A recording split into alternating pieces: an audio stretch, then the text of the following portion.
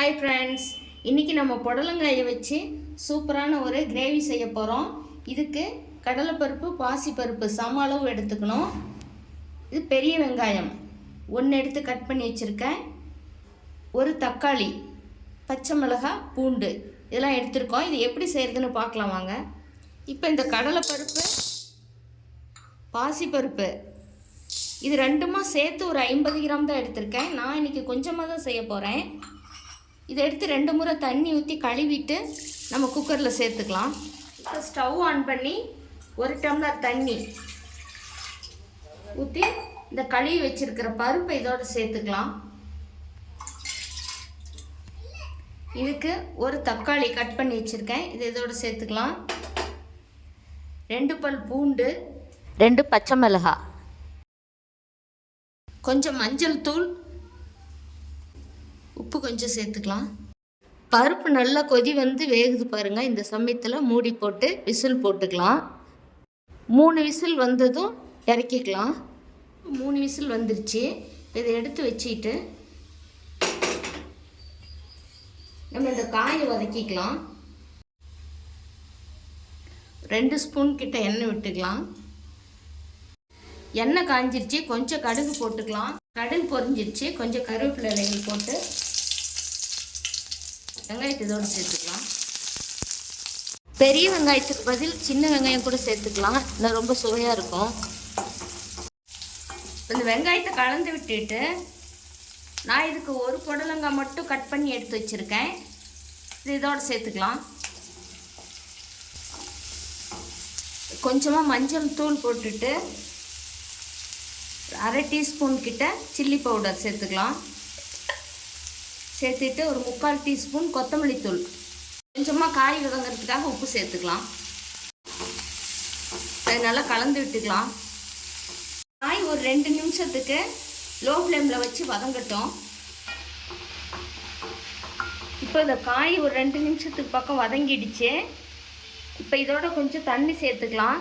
தண்ணி சேர்த்து இதை நல்லா வேக வச்சுக்கலாம்.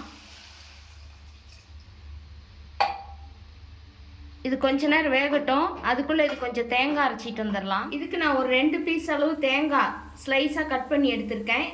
இதை இதோடு சேர்த்துட்டு கொஞ்சமாக ஒரு 1/4 டீஸ்பூனுக்கு மேலே ஜீரகம் சேர்த்துட்டு 2 பல் பூண்டு இதோடு சேர்த்து இதை கொரகொரப்பாக அரைச்சி எடுத்துக்கலாம். ரொம்ப நைஸாக அரைக்க வேண்டியதில்லை. தேங்காய் அரைச்சி எடுத்தாச்சு. இப்போ இதை காய் வெந்துருச்சான்னு பார்க்கலாம் வாங்க.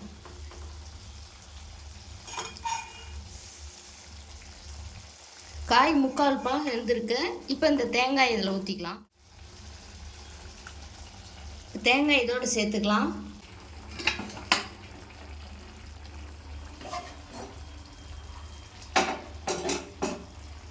இப்போ பருப்பு சூப்பராக வெந்திருக்கு. இந்த பருப்பு இதோடு சேர்த்துக்கலாம்.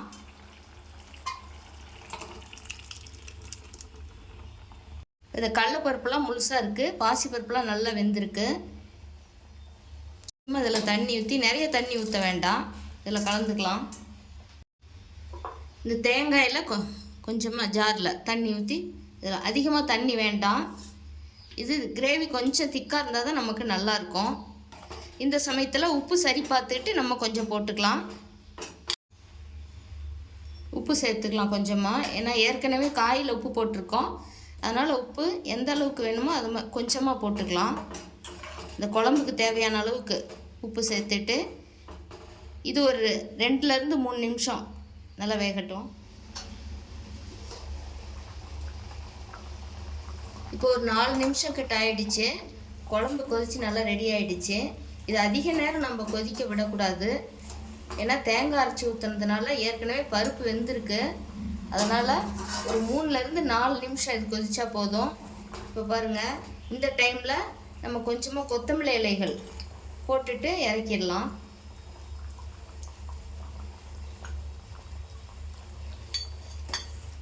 தண்ணி நம்ம கொஞ்சம் கம்மியாக வச்சுக்கிட்டோமா இது நல்லாயிருக்கும் கிரேவி. இது சாப்பாட்டுக்கு, சப்பாத்திக்கு, தோசைக்கு இதுக்கெலாம் ரொம்பவே சூப்பராக இருக்கும்.